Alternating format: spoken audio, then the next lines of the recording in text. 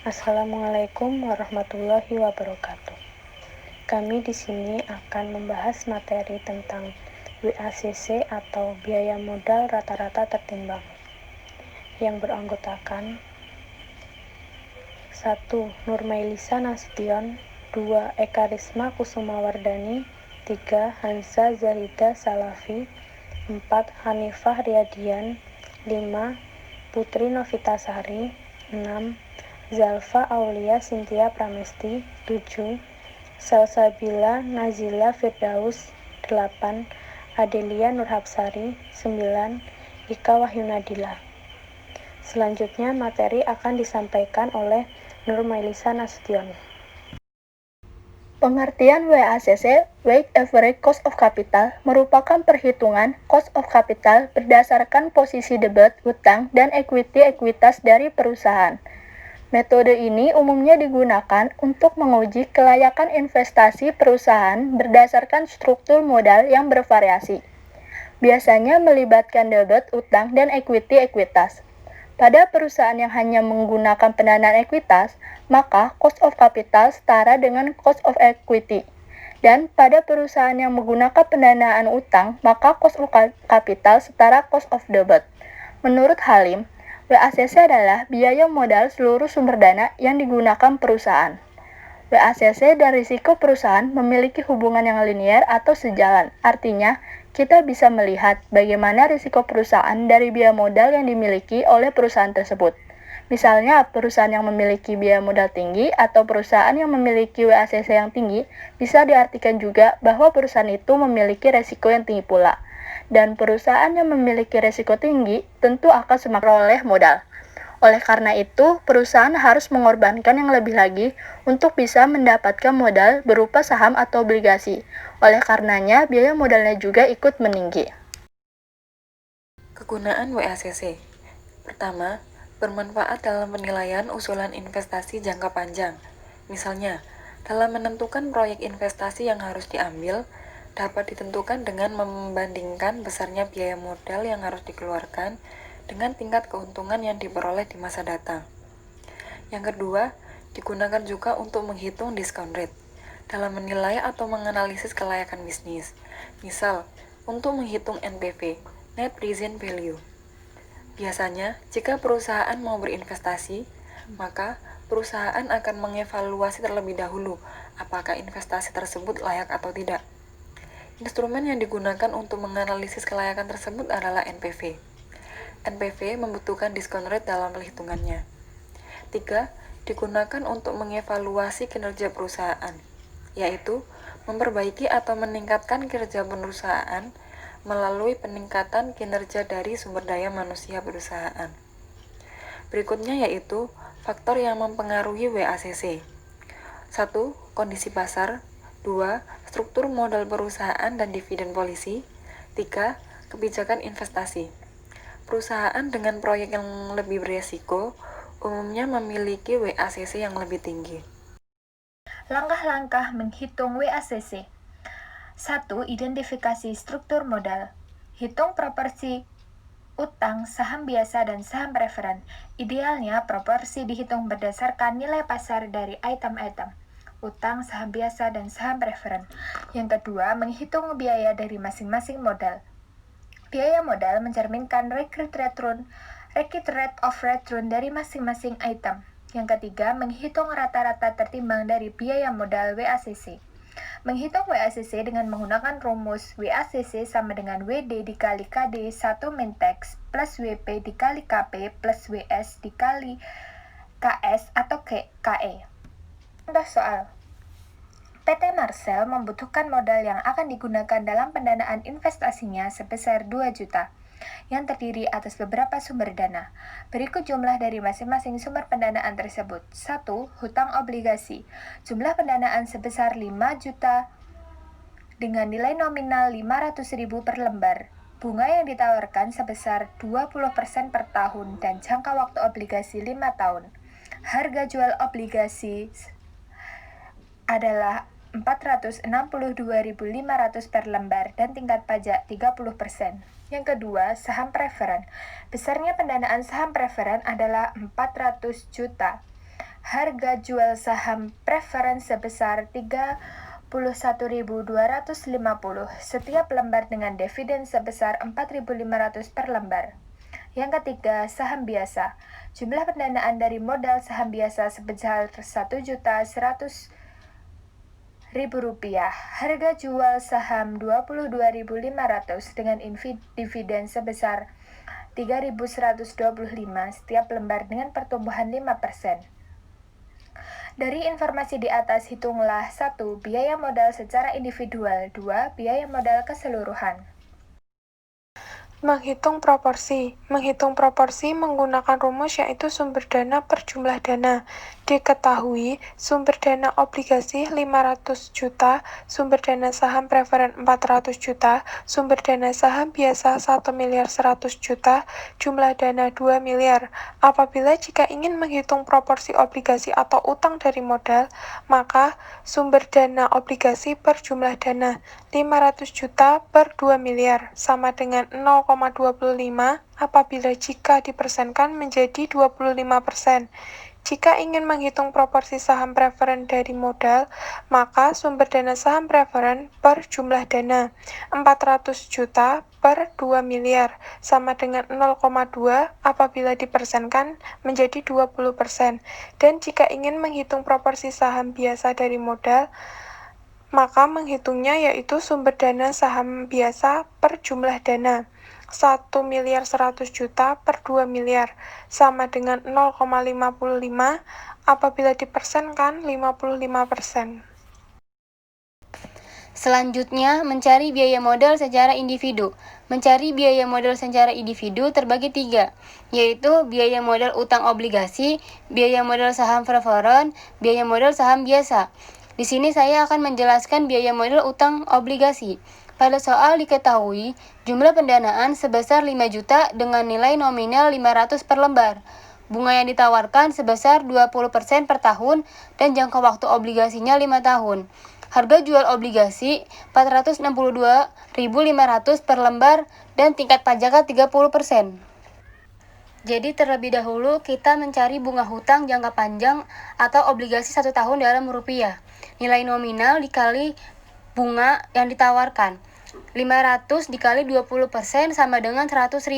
Sehingga dapat dirumuskan biaya modal hutang obligasi atau KD sama dengan bunga hutang jangka panjang atau obligasi 1 tahun dalam rupiah ditambah harga nominal obligasi atau nilai obligasi pada akhir umurnya diambil nilai bersih penjualan obligasi dibagi umur obligasi dibagi nilai bersih penjualan obligasi ditambah umur obligasi dibagi 2. Jadi 100 ditambah 500 diambil 462.500 dibagi 5 per 462.500 ditambah 500 dibagi 2.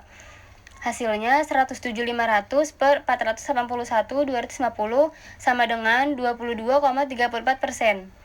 Selanjutnya, KA disesuaikan dengan tingkat pajak sehingga dapat dirumuskan KI sama dengan KD, buka kurung 1 diambil T tutup kurung.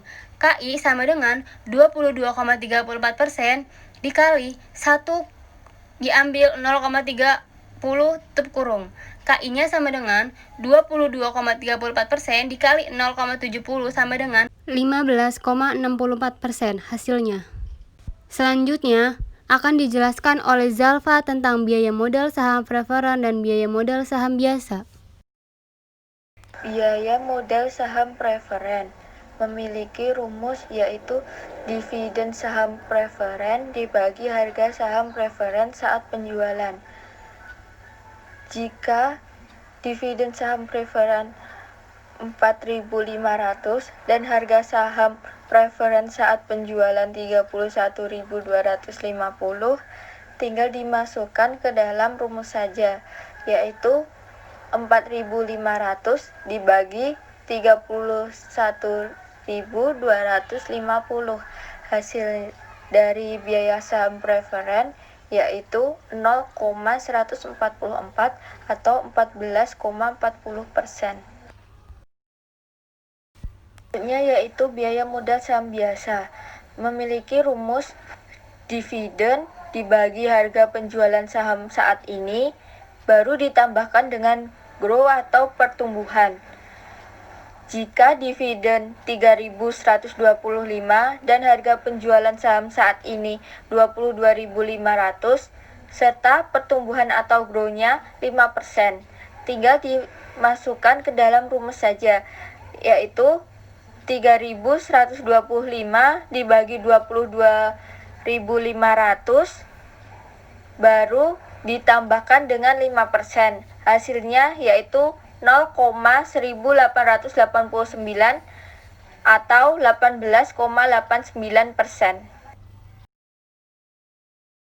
Yang selanjutnya menghitung biaya modal keseluruhan atau WACC. Dapat dilihat di slide rumus WACC sebagai berikut, dengan keterangan WD proporsi utang dari modal, KD biaya utang, WP proporsi saham preferen dari modal, KP biaya saham preferen, WS proporsi saham biasa, dan KSB biaya saham biasa. Di sini diketahui proporsi utang dari modalnya 25%, biaya utang 15,64%, proporsi saham preferen dari modal 20%, biaya saham preferen 14,40%, proporsi saham biasa 55%, dan biaya saham biasa 18,89%.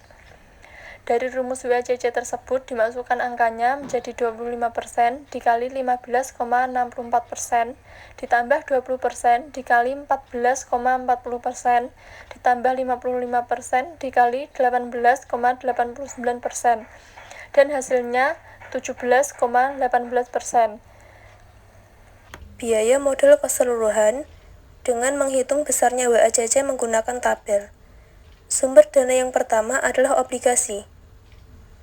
Dengan jumlah dana sebesar 500 juta, proporsi 25%, dan biaya modal sebesar 15,64%. Hasil dari WACC atau biaya tertimbangnya didapatkan dengan cara mengalihkan proporsi dengan biaya modal, yakni 25% dikalikan dengan 15,64%, sehingga dapat dihasilkan biaya tertimbang atau WACC sebesar 3,91%. Sumber dana yang kedua adalah saham preferen. Dengan jumlah dana sebesar 400 juta, proporsi 20%, dan biaya modal sebesar 14,40%, sehingga didapatkan biaya tertimbang atau WACC sebesar 2,88%. Hasil tersebut didapatkan dengan mengalihkan 20% dengan 14,40%. Sumber dana yang ketiga adalah saham biasa. Dengan jumlah modal sebesar 1.100.000 juta, proporsi 55%, dan biaya modal sebesar 18,89%, sehingga didapatkan hasil WACC atau biaya tertimbangnya sebesar 10,39%. Jadi, total keseluruhan dari jumlah dana adalah 2 miliar, dan total dari keseluruhan WACC atau biaya tertimbangnya adalah 17,18%. Sebelumnya sudah dijelaskan rumus dan contoh perhitungan WACC. Di sini saya akan menjelaskan contoh lain dari WACC. Soalnya, PT ABC sasaran struktur permodalan yang terdiri atas 45% utang, 2% saham preferen, dan 53% ekuitas biasa atau saldo laba ditahan plus saham biasa. Biaya utang sebelum pajak atau KD adalah 10%, biaya utang setelah pajak atau KD dikali 1 min T sama dengan 10% kali 0,6 sama dengan 6%. Biaya saham preferen atau KP sama dengan 10,3%, dan biaya ekuitas biasa adalah KS sama dengan 13,4%. Tarif pajak margin adalah 40%, dan seluruh ekuitas barunya akan berasal dari saldo laba ditahan. Maka kita dapat menghitung rata-rata tertimbang biaya modal atau WACC sebagai berikut. Dari soal tersebut diketahui WD sama dengan 45% atau 0,45. KD 10%. 1 min T sama dengan 0,6 atau KD 1 min T sama dengan 6%. WP sama dengan 2% atau 0,02%. KP sama dengan 10,3%.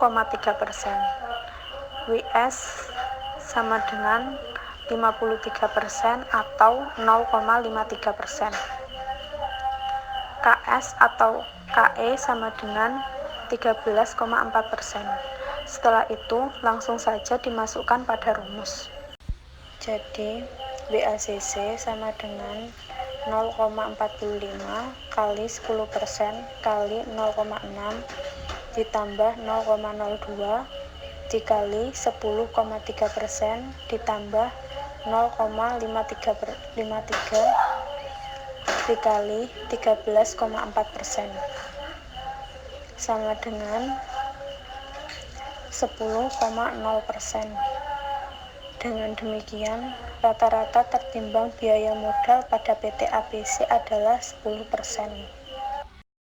Sekian presentasi dari kelompok 2. Kurang lebihnya mohon maaf. Wassalamualaikum warahmatullahi wabarakatuh.